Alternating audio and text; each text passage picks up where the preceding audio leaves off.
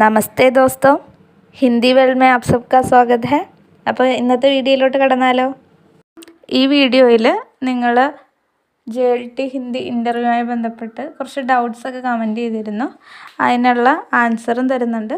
അതേപോലെ തന്നെ വീഡിയോയുടെ അവസാനം ഇത്തവണ JLT ഹിന്ദി ഇൻ്റർവ്യൂ അറ്റൻഡ് ചെയ്തവരുമായിട്ട് സംസാരിച്ചപ്പോൾ അവർ ഷെയർ ചെയ്ത അനുഭവങ്ങൾ, അതായത് അവരോട് ഏതൊക്കെ ചോദ്യങ്ങൾ ചോദിച്ചു എന്നുള്ള കാര്യങ്ങളും കൂടെ ഞാൻ ഈ വീഡിയോയിൽ ഉൾപ്പെടുത്തുന്നുണ്ട്.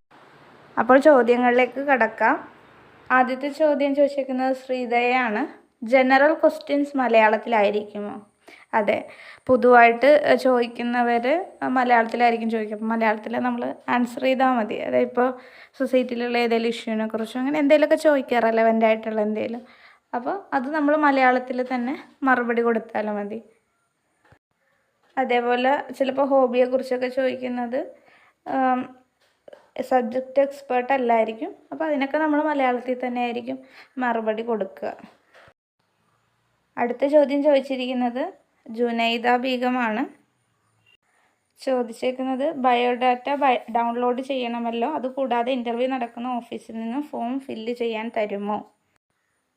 ഞാൻ കഴിഞ്ഞ വീഡിയോയിൽ അങ്ങനെയാണ് പറഞ്ഞത്, പക്ഷേ ഞാൻ ഉദ്ദേശിച്ചത് ഇത് തന്നെയാണ്. ബയോഡാറ്റ, അതിലാണ് നമ്മൾ നമ്മുടെ ഹോബീസും കാര്യങ്ങളൊക്കെ എഴുതുക. കുറച്ച് മുന്നേ നടന്നതായതുകൊണ്ട് എനിക്ക് അവിടെ നിന്ന് തന്നതായിട്ടുള്ള ഒരു ഓർമ്മയായിരുന്നു.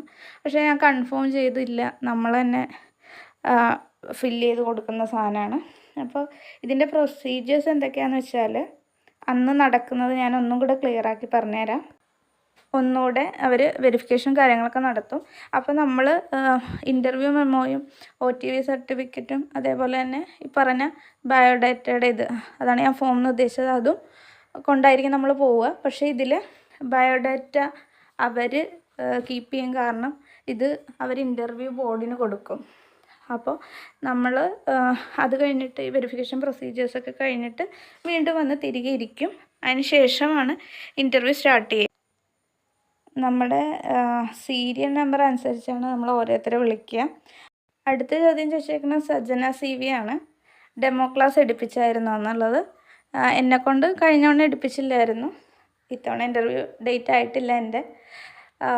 അതേപോലെ ഇത്തവണ ഇൻ്റർവ്യൂവിന് പോയ കുറച്ച് പേരോട് ഞാൻ സംസാരിച്ചായിരുന്നു. അവരിൽ കുറച്ച് പേർ പറഞ്ഞത് അവരെ കൊണ്ട് എടുപ്പിച്ചില്ല എന്നാണ്. പക്ഷേ നമ്മളെപ്പോഴും അതങ്ങനെ എക്സ്പെക്റ്റ് ചെയ്യരുത്. എപ്പോഴും ഒരു ക്ലാസ്സിനുള്ള ഇത് തയ്യാറായി പോകുന്നതാണ് ബുദ്ധി. പിന്നെയുള്ള ചോദ്യങ്ങൾ സജ്ന CVയും അതേപോലെ തന്നെ മേരിയും ചോദിച്ചേക്കുന്നത് എന്തൊക്കെ ക്വസ്റ്റ്യൻസ് ചോദിച്ചു എന്നുള്ള രീതിയിലാണ്. അതിൽ എന്നോട് കഴിഞ്ഞ തവണ എൻ്റെ ഇൻ്റർവ്യൂവിന് ഇപ്പോൾ ഏതൊക്കെ ചോദിച്ചു എന്നുള്ളത് ഞാൻ കഴിഞ്ഞ വീഡിയോയിൽ ചെയ്തിട്ടുണ്ട്. അതുമാത്രമല്ല ഇത്തവണ ഇൻ്റർവ്യൂവിന് പോയവരോട് ഞാൻ സംസാരിച്ചപ്പോൾ അവർ പറഞ്ഞ വിവരങ്ങളാണ് ഞാൻ ഇനി പറയാൻ പോകുന്നത്. അപ്പോൾ ആദ്യത്തെ ആളോട് ഞാൻ ചോദിച്ചപ്പോൾ പറഞ്ഞത്, ആദ്യം ചെന്നപ്പോൾ തന്നെ സെൽഫ് ഇൻട്രൊഡക്ഷൻ പറയാൻ പറഞ്ഞു എന്ന് പറഞ്ഞു. പിന്നെ പറഞ്ഞത് നമ്മുടെ ഇന്ത്യൻ കോൺസ്റ്റിറ്റ്യൂഷനിൽ ഭാഷയെക്കുറിച്ച് പറയുന്ന ആർട്ടിക്കിളിനെ കുറിച്ച് ചോദിച്ചെന്ന് പറഞ്ഞു. പിന്നെ പറഞ്ഞത് രാജഭാഷയുടെ നിലവിലുള്ള സ്ഥിതി, അതായത് നമുക്കറിയാം രാജഭാഷ ഹിന്ദിയാണല്ലോ, അതിൻ്റെ ഇപ്പോഴുള്ള സ്ഥിതി എന്താണെന്ന് ചോദിച്ചു എന്ന് പറഞ്ഞു.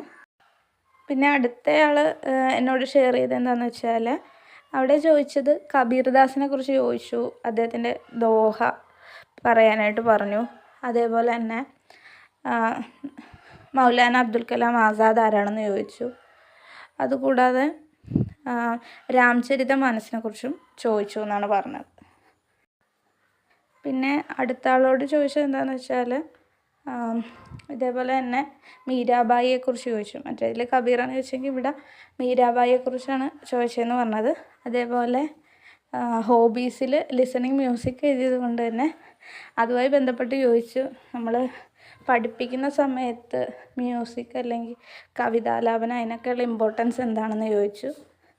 അതേപോലെ രാജ്ഭാഷയ്ക്ക് ഇവിടെയുള്ള മഹത്വം അങ്ങനെയുള്ള കാര്യങ്ങളൊക്കെ ചോദിച്ചു. ഇനിയും JLTയുമായി ബന്ധപ്പെട്ട വിവരങ്ങളൊക്കെ ആയിട്ട് അടുത്ത വീഡിയോയിൽ കാണാം. അപ്പോൾ നമ്മുടെ വീഡിയോ ഇഷ്ടമായെങ്കിൽ, നിങ്ങൾക്ക് ഹെൽപ്ഫുള്ളാണെങ്കിൽ ലൈക്ക് ചെയ്യുക, സബ്സ്ക്രൈബ് ചെയ്യുക, മറ്റ് പരിചയക്കാർക്കെല്ലാം ഷെയർ ചെയ്യുക.